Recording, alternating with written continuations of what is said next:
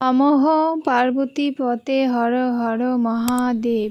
আমি স্বপ্না, আর আমি আজকে বৃহৎ শিব মহাপুরাণের চতুর্দশ অধ্যায়ের শিব পূজা বিধির 13 নম্বর, 14 নম্বর এবং 15 নম্বর পাঠ করতে চলেছি।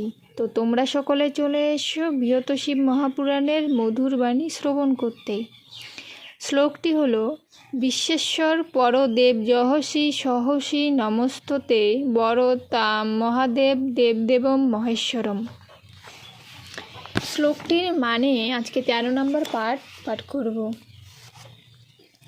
তো শ্লোকটির মানে হলো: পদ্মাসন কিংবা ভদ্রাসন করিবে উত্তানাসন বিধানুসারে। পুনর্বার পূজাবিধি করিয়ারম্ভন ব্রাহ্মণ দ্বারাই করাইবে সম্পাদন। অথবা নিজেই গৃহে পূজিবে শঙ্করে, তাহাতে বিশেষ বিধি নাই পূজিবারে। অর্ঘ্যপাত্রে শিবলিঙ্গ করিয়া খালন, যতচিত্রে যথাবিধি করিবে পূজন। অনন্তর যথাবিধি মন্ত্র উচ্চারণে, সে দেবের আবাহন করিবে যতনে।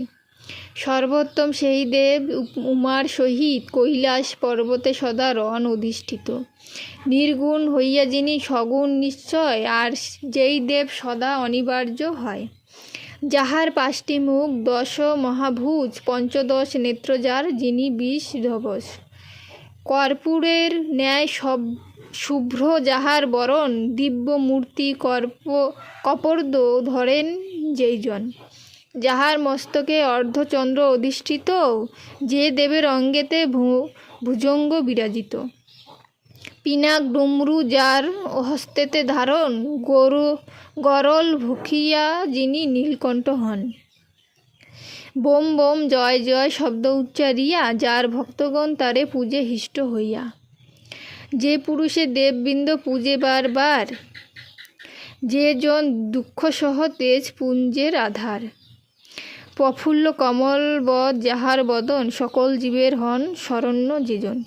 বেদ তারে যে প্রকারে করিয়াছে গান, সেই রূপে করি সেই শিবকে আহ্বান। সুত কহে এই রূপে দেব মহেশ্বরে, আবাহন করিবেক স্বভক্তি অন্তরে। অতঃপর অর্ঘ্যপাত্রস্থিত জল দিয়া, শিবলিঙ্গ পক্ষালিবে ভক্তি করিয়া। অনন্তর পরমাত্মা শিবের উদ্দেশ্যে পাদ্যদি প্রদান করিবেক সবিশেষে। অনন্তর গুণবান শঙ্করে সরিবে, মন্ত্র উচ্চারিয়া আচমনিয়া দানিবে। অতঃপর বেদমন্ত্র করি উচ্চারণ, শঙ্করের স্নান করিবেক সম্পাদন। ওং নমঃ শিবায় এই মন্ত্র উচ্চারিয়া, সর্ববস্ত্র অর্পণ করিবে হিষ্ট হইয়া। শিবের বারুণ স্নান করি সম্পাদন, চন্দনের দ্বারা স্নান করিবে সাধন। বেদমন্ত্র উচ্চারণ করি অতঃপরে, 11 বার জল ঢালো শিব শিরে। যথাস্থানে বিনিক্ষিপ্ত সেই জলধারা, মার্জন করিবে যত্নে বসনের দ্বারা। বস্ত্র চন্দন পরে অর্পণ করিয়া, আতপ তণ্ডুল দিবে হরস ভরিয়া। কিংবা কাম্য পূজা উপযোগী ধান্য দিয়া, তিল জব আদি দিবে মন্ত্র উচ্চারিয়া। পরমাত্মা শঙ্করের পঞ্চমুখ ধ্যান করি পরে দিব্য পুষ্প করিবেক দান। অতঃপর নিজ অভিলাষ অনুসারে, মন্ত্র দ্বারা নানা পুষ্প দানিবে শঙ্করে। শঙ্খ পুষ্প, কুশ, দুর্বা, করবী কমল, ধুতুরা ও তুলসী দলাদি, বিল্লব দল এইসব পত্র পুষ্প করিয়া অর্পণ। ভক্তিভরে শঙ্করের করিবে পূজন, গৃহে অধিষ্ঠিত লিঙ্গে এরূপে পূজিয়া, নানা গন্ধ সুবাসিত তৈল প্রদানিয়া। গুগোল ও অগুগ্র প্রভৃতি সহিত ধূপ দীপ প্রদান করিবে যথোচিত। অনন্তর এই মন্ত্র দ্বারা পুনরায় শিব প্রতি অর্ঘ্যদান করিবে শ্রদ্ধায়। হে শিব পরমাত্মন হর ভগবান, আমার প্রদত্ত অর্ঘ্য করুণ গ্রহণ। আমাকে সৌভাগ্যরূপ জয় মুক্তি প্রদান করুন, এই জানাই মিনতি।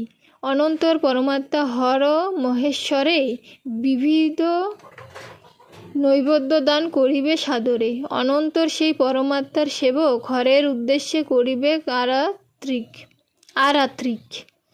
অতঃপর হরপতি তাম্বুল দানিবে, প্রদক্ষিণ করি পরে প্রণাম করিবে। তদন্তরে ধ্যান করি সংখ্যা অনুসারে যথাজ্ঞানে মন্ত্রজপ করিবে অন্তরে।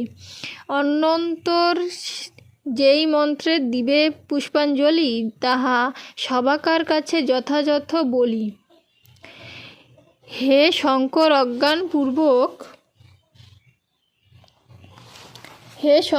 অজ্ঞানপূর্বক কিংবা জ্ঞানে আমি যেই পূজাদি করিনু এইক্ষণে, সে সকল আপনার অনুগ্রহ বশে অবশ্যই সফল হোক সবিশেষে।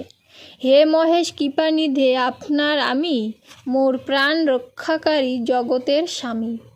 পালন করেন সদা আপনি আমারে, প্রসন্ন হউন প্রভু আমার উপরে। এইরূপ পুষ্পাঞ্জলি প্রদান করিয়া বারে বারে প্রণাম করিবে নত হইয়া। অতঃপর দীন ভাব প্রকাশ করিয়া শিব প্রতি কহিবে বিনয় করিয়া, হে দেব, যখন আমি করিব আহ্বান, আপনি তখন আসিবেন এই স্থান। এইরূপ বাক্য তথা করি উচ্চারণ, দেব শঙ্করে দিবেন বিসর্জন।